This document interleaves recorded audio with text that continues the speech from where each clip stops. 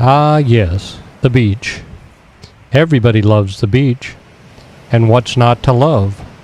Sunshine, fresh air, the sand beneath your feet, and the gentle rushing of the waves onto the shore.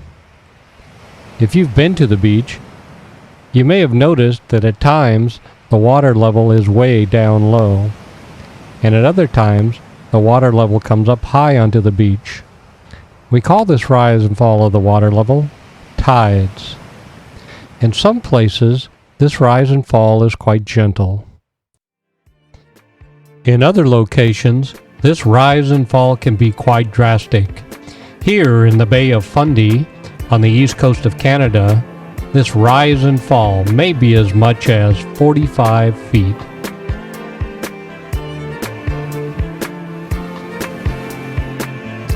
In this video, we'll explore what causes the tides. Hi, this video is on tides. Now, you've experienced tides if you've ever gone to Galveston or anywhere else along a coastline. I personally enjoy tides because it allows me to bodyboard every time I go down to the ocean. Also, it helps us collect seashells along the beach. The objectives for this video we're going to discuss is what causes the tides, how many high and low tides are there during a 24-hour period, what are spring tides and when do they occur, and what are neap tides and when do they occur. Now I want to point out two new vocabulary words. Spring tides, you're going to need to know the definition of by the end of this video, and neap tides by the end of this video. Now to think of, we're going to start out thinking about a ball of water out in the solar system. Circular, no other forces acting on it. But we know we have a moon, and the moon acts upon this body of water, and it pulls the water in that direction of the moon. And that causes the body of water to elongate. It's no longer spherical. It's more of an ellipse than just the ball of water we started with. Now I've gone ahead and added land now to represent where we live. I've also drawn here the little white dot that's going to represent the North Pole, because this is going to be a top-down view of all the views I show that we were in space and we're looking down from the North Pole, and we see the moon and the sun in that. Also, this video will not be to scale or distance.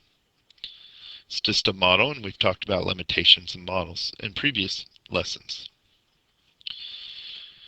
Now, you notice when we add the land here, we get a wider spot here and here, a spot towards the moon and on the opposite end from the moon. And we also get not as wide here and here. Now these bulges are going to represent, here is when we experience high tide, and at these locations we experience low tide.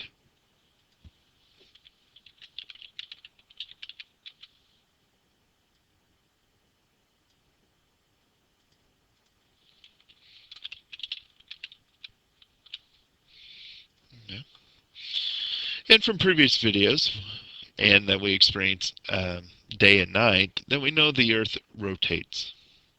Okay? We're going to say it rotates in this direction.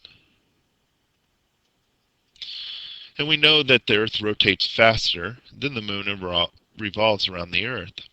So we're going to say if we were standing right here, we went to the beach, and we're staying in a nice condo on the beach, we would be experiencing high tide. And as the day passed, we would rotate in this direction again. We'd eventually get to this spot where we'd experience low tide.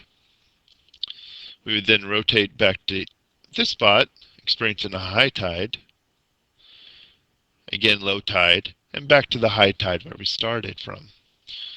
So during the 24-hour period, we will experience 2 high tide and 2 low tides. Again, bulge always facing the moon and on the opposite end of the Earth. Now, the first position I want to show and talk about is spring tide. Now, spring tides are higher than normal high tides and lower than normal low tides. And that has to do when we add the sun as a player besides the moon. Now, the moon always has the most effect because it's closer, sun being much further away than our moon. So in this picture, we've drawn the new moon phase, and we can draw the gravity pulling in this direction from the moon, and the sun pulling, sun's gravity pulling in that direction. And they're both pulling in the same direction, so they have that added force. Okay? And here I've drawn our original high and low tides in the dark blue, still the same, and still the same top view where we're looking at the North Pole down. Now I've added this light blue here to show the difference in that this is a spring tide. Again, showing that it's a higher high tide, because if we measure this distance here, it's much wider. It's lower here, not as wide, causing a lower than normal low tide. And this is a spring tide. Again, we have the new moon phase. So when else do you think this happens? Here it actually happens also in the full moon phase. But what you see here, though, is moon's gravity is pulling this way, sun's pulling this way. And that might not be as intuitive looking. You're looking at, well, they're pulling at different ends. But think about tying your shoe when you pull on a knot. When you pull on the knot, you pull both sides go in an opposite direction. And the knot shrinks, right? This knot gets tighter. Well, this is what's happening here. It's still on the same plane, even though they're in opposite directions. So they're kind of pulling the knot tighter. And so they're elongating the water more, even though they're both in opposite directions. So again, we get a spring tide.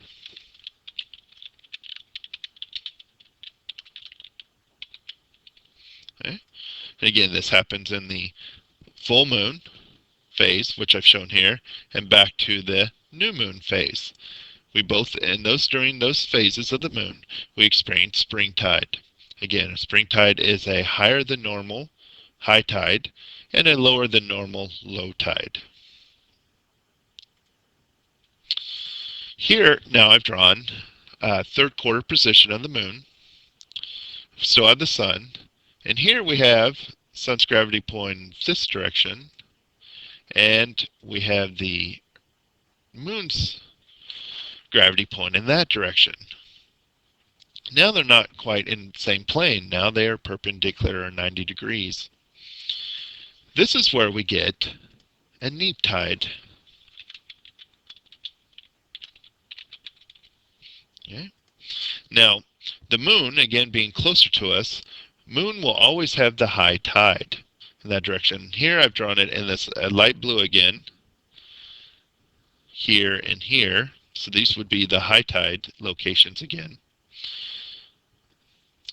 Now, during a neap tide, you can see we don't get as big as a bulge because the high tide still being higher, but it's a little bit less than normal. And then the low tide doesn't change much either. It's still a low tide, but it's not as drastic change of a low tide. So here we have the high and low tide not having a drastic difference, but there is still a difference because, again, the moon having more gravitational force than the sun. And this is a neap tide. So in conclusion, through this video, we know that gravity of the moon and sun cause the tides. Most of the time you might have just heard the moon, but both we've seen do play a part in the tides. There are 2 high tides and 2 low tides every 24 hours. Spring tides are higher than normal high tides and lower than normal low tides. Spring tides occur during new and full moons. Neap tides are high tides, not as high, and low tides not as low.